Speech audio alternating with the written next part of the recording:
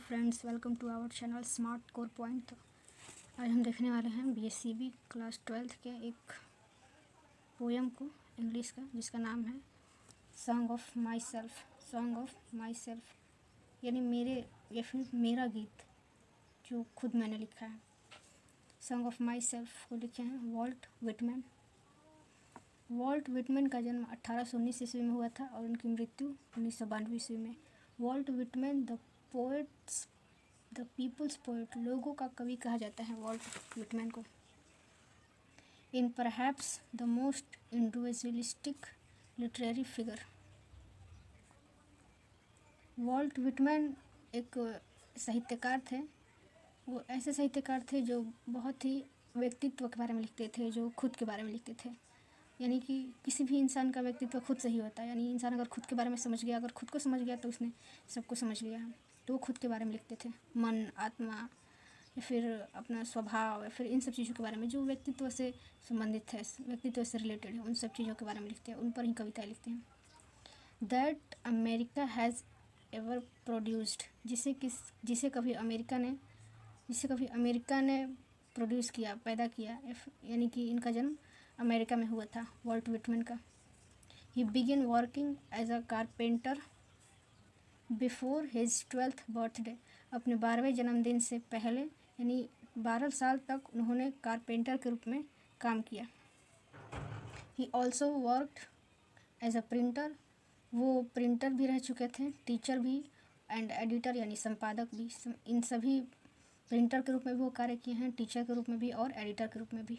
And was volunteer nurse, और volunteer nurse के रूप में भी। द सिविल वॉर, जब सिविल वॉर चल रहा था तो वॉलेंटियर नर्स के रूप में भी वॉल्ट विटमैन ने कार्य किया। वॉलेंटियर नर्स यानी जो लोगों की सहायता करते हैं, लोगों की मदद करते हैं, उन्हें वॉलेंटियर नर्स कहा जाता है। Whitman's poetry, all of which is collected in leaves of grass. Leaves of grass नामक पुस्तक में वॉल्ट विटमैन की सभी कविताएं जो हैं संग्रहित है, लीव्स ऑफ ग्रास नामक पुस्तक में। इन is known for its free rhymes and lack of rhyme. इनकी कविताएं जानी जाती हैं फ्री राइम्स, यानी राइम्स नहीं होता, जिसमें तुकलबंदी नहीं होता। जैसे राइम्स होता है कि आप कविताएं लिखते हैं तो इसमें लास्ट वाला वर्ड सबका मिलता है, सेम रहता है, मिलता जुलता रहता है। तो ऐसी कविताएं इनकी नहीं थी, फ्री राइम्स यानी स्वतंत्र थी राइम से। एंड लैक ऑफ राइम, और उसमें राइम का अभाव था। तो इनकी कविताएँ जो थी वो स्वतंत्र राइम और राइम के अभाव के नाम से जानी जाती थी। वो उन्हीं के रूप में जानी जाती थी कि इनकी कविताओं में राइम्स नहीं होता है, राइम्स का अभाव होता है। Whitman first published it at his own expense इन 1855। उन्होंने अपनी पहली पुस्तक पब्लिश की थी, वो भी अपने खुद के पैसों से 1855 ईस्वी में। हाउ एवर, यद्यपि, the free form of the poem, जो इनकी कविताएं थी वो स्वतंत्र थी, वो पदों से स्वतंत्र थी। उनमें ये नहीं था कि सभी पद समान हो या फिर जितने वर्ड का पहला पद हो उतने ही वर्ड का दूसरा भी हो, तो वो उन सब चीज़ों से स्वतंत्र थी। एंड द जॉयफुल डेडिकेशन, और वो अपनी कविताओं को पूरी मतलब खुशी से लिखते थे, पूरे आत्मसमर्पण से, यानी पूरे मन से लिखते थे।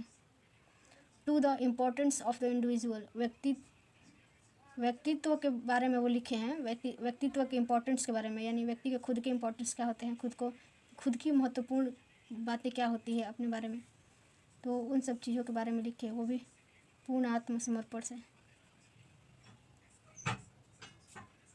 Was not well received at first, और उनकी इतनी अच्छी कविता लिखने के बावजूद भी उसे रिसीव नहीं किया गया, उसे स्वीकार नहीं किया गया।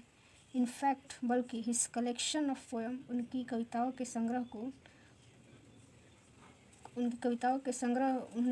संग्रह किया। इसके बदले में कॉस्ट विटमैन हिज जॉब, उन्हें अपनी जॉब से हाथ धोना पड़ा उनकी कविताओं के लिए। As it was taken to be obscene, क्योंकि लोग ये मानने लगे थे, ऑब्सीन मतलब होता है अश्लील, गंदा, कि इनकी कविताएं अच्छी नहीं है, बेकार है, और इस वजह से उन्हें अपनी जॉब भी गंवानी पड़ी थी।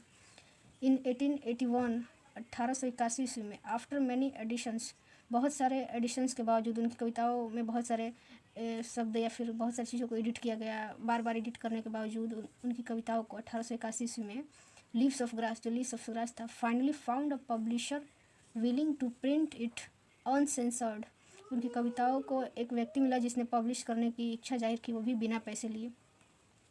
Translation of this collection were enthusiastically